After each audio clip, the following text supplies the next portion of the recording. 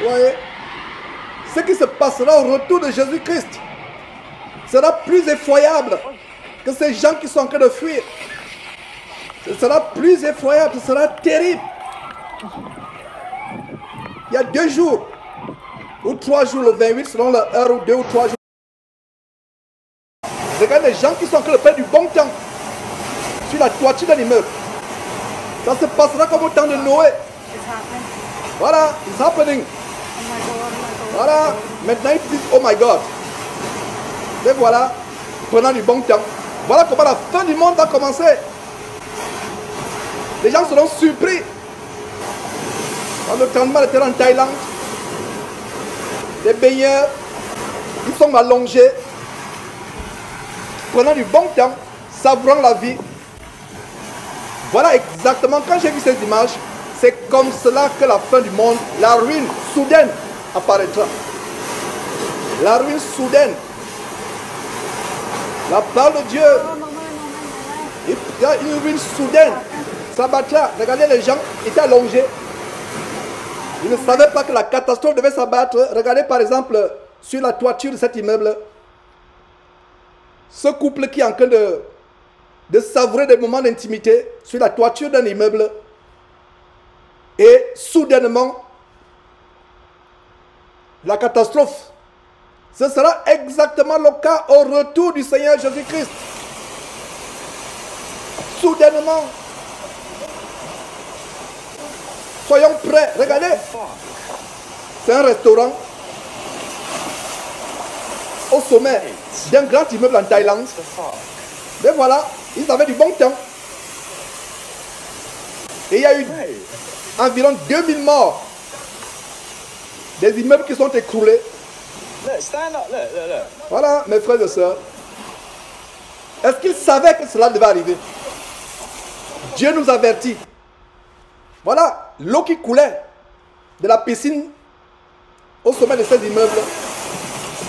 Voilà l'eau qui est en train de couler. Ah, il dit, I'm thinking. Il faut bien penser. Mais il peut être tard. Voilà. Mes frères et sœurs, quelle ne doit pas être notre piété?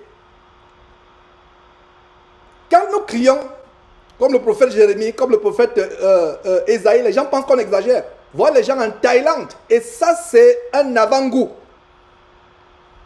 Ce qui s'est passé en Thaïlande il y a 2 jours n'est rien comparé. Regarde quelqu'un tellement pris de peur. Je ne sais pas s'il a voulu sortir. Il est bloqué sur l'immeuble. Des immeubles qui s'écroulent. Des immeubles en entier.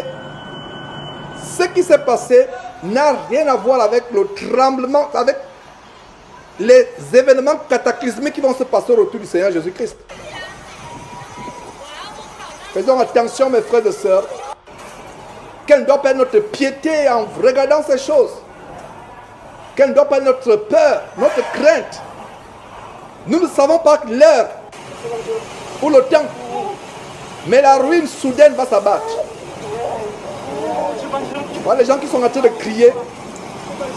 Ils étaient dans les restaurants. Ils avaient du bon temps. Et le cri de ces enfants me fend le cœur.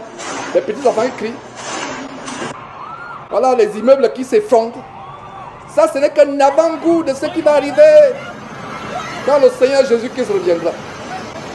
Ce n'est qu'un avant-goût.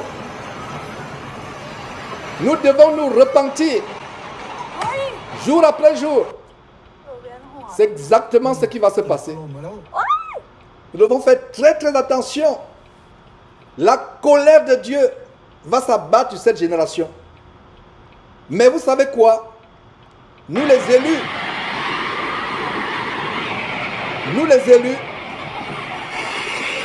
nous serons emportés au ciel. Et là, ce n'est que la nature. Ce n'est que la nature qui est en train de se fâcher, la nature en colère. Qu'en est-il maintenant au retour du Seigneur Jésus-Christ? Qu'en est-il au retour du Seigneur Jésus-Christ? Nous devons faire attention. Ce n'est que la nature, la création de Dieu qui est en colère, qui gémit les douleurs de l'enfantement. Ce n'est que le début. Mes frères, ceci n'est rien comparable à ce qui va se passer. Ce n'est rien. Voyez. Voilà la colère de Dieu. L'homosexualité qui est répandue dans la terre. Les gens qui insultent Dieu. Et c'est exactement, gardez bien ces images dans votre intelligence. Et que ce soit l'occasion pour vous de vous repentir. Que ce soit l'occasion de vous repentir. Gardez très bien ces images en tête. Ô peuple de Dieu. Que ne vous dirais-je pas? J'ai voulu ouvrir cette parenthèse. Nous avons encore environ 2 minutes par rapport à cette parenthèse. Voilà ces gens qui s'amusaient. On vous a montré des photos, des fêtards. Comme on dit, mordant la vie à belles dents. Prenant du bon temps. Et la catastrophe soudainement s'est abattue. Nous devons faire très attention, frères et sœurs. C'est l'appel à la repentance. Le Seigneur Jésus peut revenir à tout moment. Il peut revenir à tout moment. Est-ce que tu es prêt? Toi qui me suis sur Facebook actuellement. Est-ce que tu es prêt? Voilà des gens, des dizaines, des centaines de personnes qui sont enterrées dans les gravats. Voilà les cadavres qu'on est en train de sortir. Ça, ce n'est que le début. Ceux qui persévéreront jusqu'à la fin n'auront pas part à ces catastrophes. Nous serons enlevés au ciel avec Jésus-Christ. Regardez, même les petits bébés. Voilà la scène qui me fait plus mal. J'espère que ces enfants ont été protégés. Voilà les nouveaux-nés dans un hôpital. Voilà ce qui va se passer quand Jésus reviendra. Voilà ce qui va se passer quand Dieu va détruire ce monde. Et là, ce n'est que la terre qui a tremblé. Qu'en est-il quand les étoiles vont tomber du ciel? Qu'en est-il quand les étoiles vont tomber du ciel? Qu'en sera-t-il? Ça, ce n'est que la terre, uniquement la terre qui a un peu bougé. Un tout petit peu bougé. Qu'en est-il quand les éléments embrasés fondront? Les astres tomberont sur la terre. La Bible dit que la terre sera enlevée comme une nappe.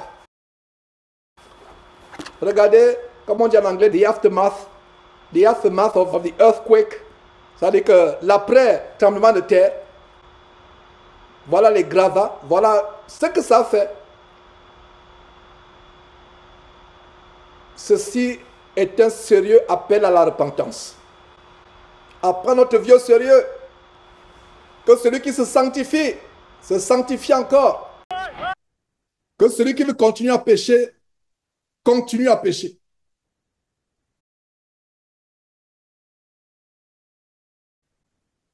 Les événements cataclysmiques effroyables qui vont se passer lors du retour du Seigneur Jésus-Christ.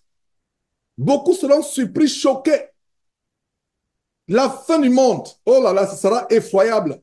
Rien à voir avec le tremblement de terre qu'on a eu. Mes frères et sœurs, voilà des choses que nous montrons dans la nature. Ce n'est pas par... Les scientifiques, les sismologues, je ne sais pas si c'est la vraie expression, ils vont vous donner toutes sortes d'arguments, etc.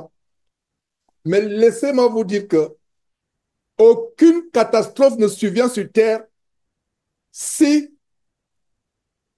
elle ne vient pas de Dieu. Puisque c'est la terre de Dieu, c'est l'univers de Dieu, c'est la nature de Dieu. Rien n'arrive au hasard. Poursuivons avec la parole de Dieu. Jérémie chapitre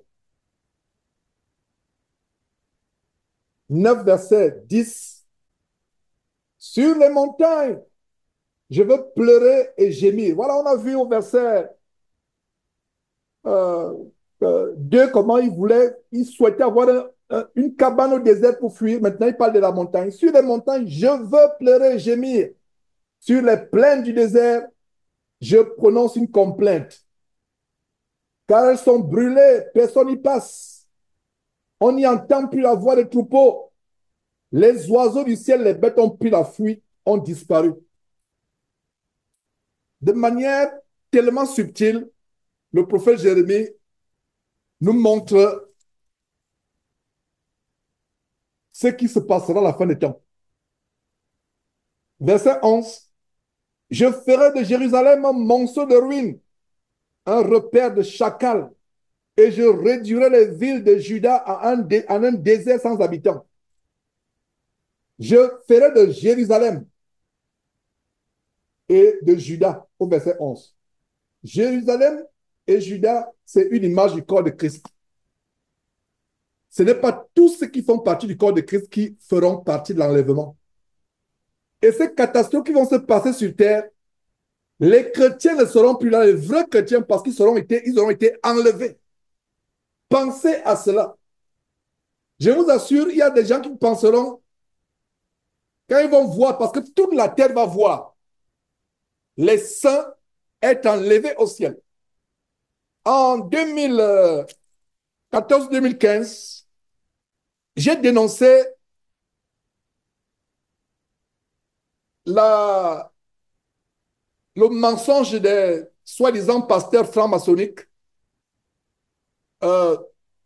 Scofield, je crois qu'ils sont aussi dans la Bible d'Arby, qui ont popularisé la thèse de l'enlèvement secret, silencieux et invisible de l'Église. C'est un mensonge.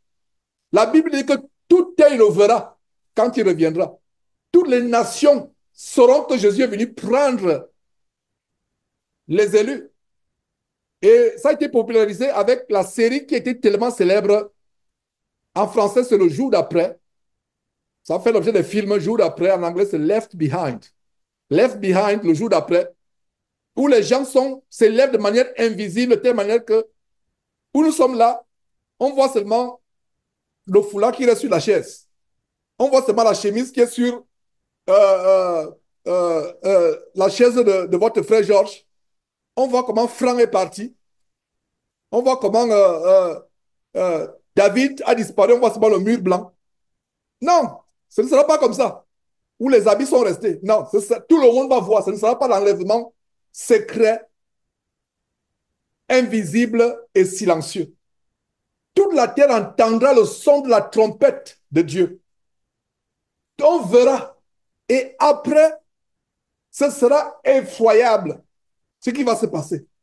Imaginez-vous que l'avion est conduit par un merveilleux frère en Christ. Dès que le frère en Christ est enlevé, qu'est-ce qui arrive à l'avion? C'est une catastrophe. C'est une catastrophe. Imaginez que le frère qui est à la centrale, RER, à Paris, je ne sais même pas ce que RER signifie toujours, malgré mon ressent ce jour. Celui qui est à la centrale, imagine qu'il a enlevé un bien-aimé frère. Celui qui pilotait automatiquement les trains. La catastrophe, les bateaux, je vous assure que ce sera terrible.